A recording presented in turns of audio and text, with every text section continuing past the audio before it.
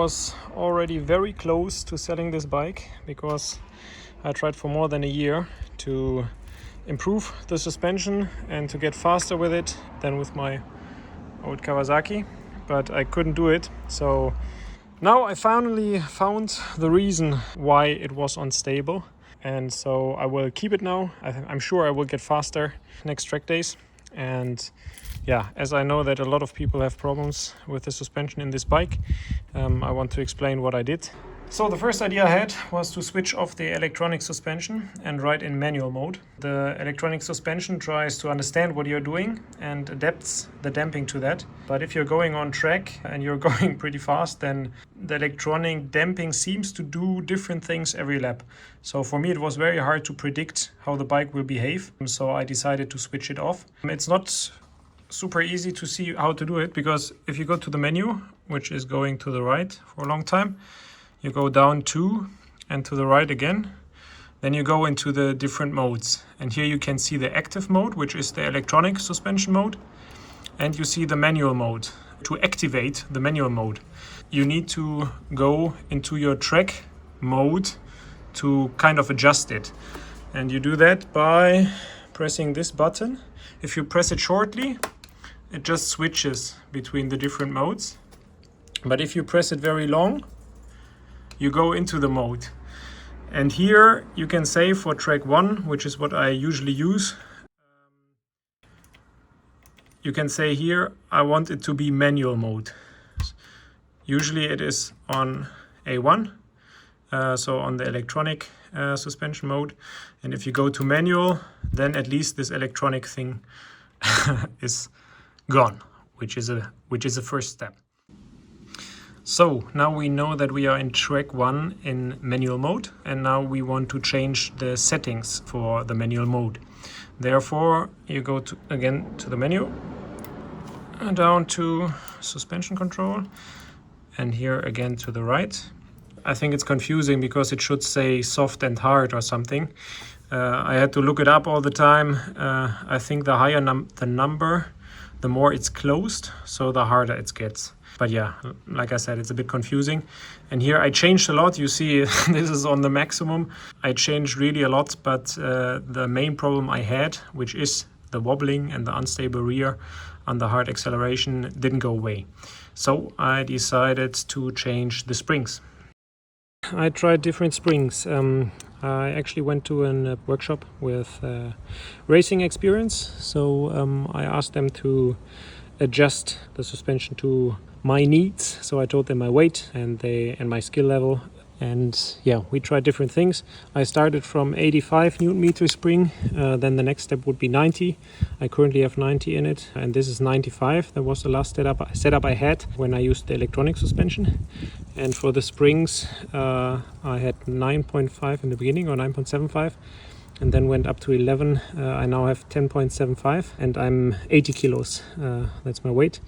And yeah, of course they adjusted the sag, and after they did it, what was much better was keeping the line at corner exit. So before it was like kind of understeer, that the front is going to the outside. Yeah, that was better, but what didn't really change was the wobbling. This instability thing on the hard acceleration didn't really change. So all these changes in different springs, different settings of rebound, compression, sag, whatever, and also the electronics didn't really help. I would say they made a change of 5%, while now the recent change I made a week ago resulted in a change of like 80%, I would say. You might think it's the rear shock, which is now a manual one. But yeah, this of course makes a change, but maybe 5 to 10%. And it's also not the caps here, which are manual now. This doesn't really change anything. It's just easier to set it up because you don't rely on the display and can't be mistakenly in the wrong mode and stuff. What actually changed is the pivot point of the swing arm. And this has a huge effect on the geometry, especially during hard acceleration. So to understand why that is, let's have a look at the forces. So the first thing I did before all the suspension changes was actually to change the wheelbase. The wheelbase is the length between the front and the rear wheel. And if it's long, the bike is more stable. But if it's short, the bike turns easier. But on the downside, it gets a bit more nervous, especially in fast corners. And you cannot accelerate super hard because the front wheel wants to lift and the rear has a bit less grip at corner exit. So I decided to put the rear wheel completely to the back to have the longest possible wheelbase. That should make the bike more stable, especially in hard acceleration. Maybe had more grip, and it definitely helped to avoid wheelies in first to third gear, but the pumping and unsettled rear problem was still there, so still a lot of movement. Yeah, if you wonder how to change it, it's very easy. You see here the rods can be just moved, so you can move the rear wheel easily to the back or to the front. You only need to be careful about the chain tension because of course this changes, but usually it works easily and well if you have different sprockets, because if you go on a small track and you want a short wheelbase to turn very well, you usually don't need high end speed. So you can change, for example, from 41 or 42 to 43 or 44 teeth. That means that you have a bigger sprocket in the rear. So you need to move the wheel to the front to have the correct chain tension. And the same for fast track like Spa-Francorchamps, where you go close to 300 kilometers an hour. You want a stable bike and you need to have long gearing for the high end speed. So you use a smaller sprocket like 41 teeth, and then you need to put the rear completely to the back. Let's have a look at the basic forces. So here you see that if you accelerate, the bike gets light in the front. I think that is clear. And the weight is transferred to the rear. That means the rear moves downwards into the rear shock, or you can also say the rear wheel and swing arm moves upwards into the shock. So the bike is squatting, you can say. Then there's a second force, which is the chain. So if you accelerate, the chain pulls the swing arm up, but I think it is a bit dependent also on how the shock is mounted in the bike. So let's not talk about this one too much.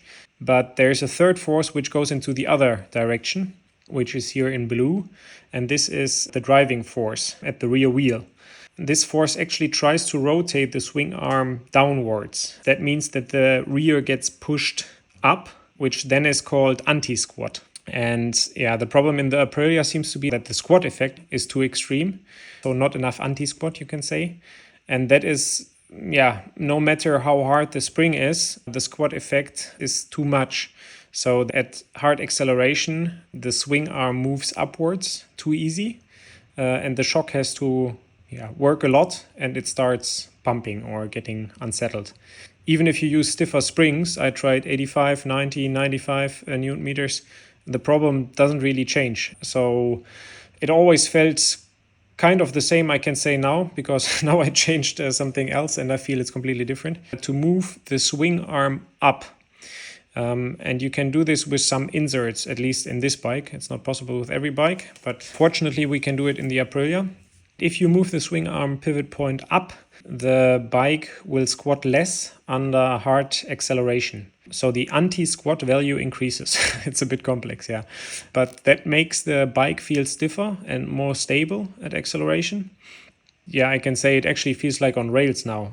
I couldn't believe it. I was screaming and smiling under the helmet in the first few laps. It also feels like the rear is much higher now, but I think that is also due to the preload. And I read also if you have not enough preload, and I had quite, really not much preload before, this also doesn't help the problem or increases the problem. So this is the swim arm pivot point. You can see now it says 2.5 down and the original one says 5 down. So it's 2.5 more upwards. And actually there's 4 of them. So you can say 2 outsides and 2 insides.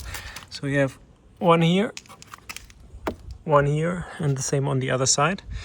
And to change that, you of course need to remove this swing arm axle. How to do that? I will also show you a picture how I did it. I lifted the rear with straps and a ladder, and then I put a stand under it like this one. And then what you can do is you remove the bolts. So you need to remove this one and you need to remove this one, and then the rear shock is free. You don't need to worry, the bike doesn't do weird stuff if you completely remove these bolts, if you have it on a stand and if you have to lift it or have to have it pulled up in the rear. What you do then, if you completely loosen the bolts, you take the rear stands away, then the rear wheel goes down and this makes more space for the rear shock, and then you can take it out here. That worked for me without removing the rear sets or the exhaust or anything. And then you can change the damper quite fast. It's a bit more difficult to change the pivot inserts because you need to move the swing arm to the back. So first take the damper out, then loosen these bolts. This one was a bit tricky because this is a 26 and the usual toolboxes have 24 and 27, I think. But yeah, you need to loosen everything, and then it's better to have a second guy. I actually also removed the rear tire, and when you completely took out the axle, it's going out that way. You can pull the swing arm to the back, but just a bit, because you see here's the exhaust. And we didn't take it out, we just pulled it back a little bit, and then we moved it a bit like this and like this. So if you move it a bit like this and pull it back, you have enough space to remove this insert and change it to the new one. And the same on the right side. Here you can actually see it quite well where it sits. And yeah, change it, put everything back together, and then enjoy the bike. Okay, I just realized I forgot two things, where to get those, otherwise you can't change it. So the 2.5 inserts, these ones are from Pema, a company in Austria. Yeah, I'm not sure, maybe there's also original spare parts soon available from Aprilia, because this one with the 2.5 millimeter is also used in the new RSV4, which came out this year. So maybe there's an original spare part soon. And the second thing, what I felt with this bike was that I was super exhausted after just 15 minutes riding it. And with my old bike, with the Kawasaki, I could do like 30 minutes endurance race, then a stop, and again 30 minutes after, like 15 minutes or whatever. And I had no problems. But the weight of the bikes should be quite similar. So I was really wondering what's going on. And now when I changed the geometry, it was so easy to ride. I didn't need much power. I would say it felt like a container vessel before, where you need to move a lot and do everything to make the bike go where you want it. And now it's like a speedboat.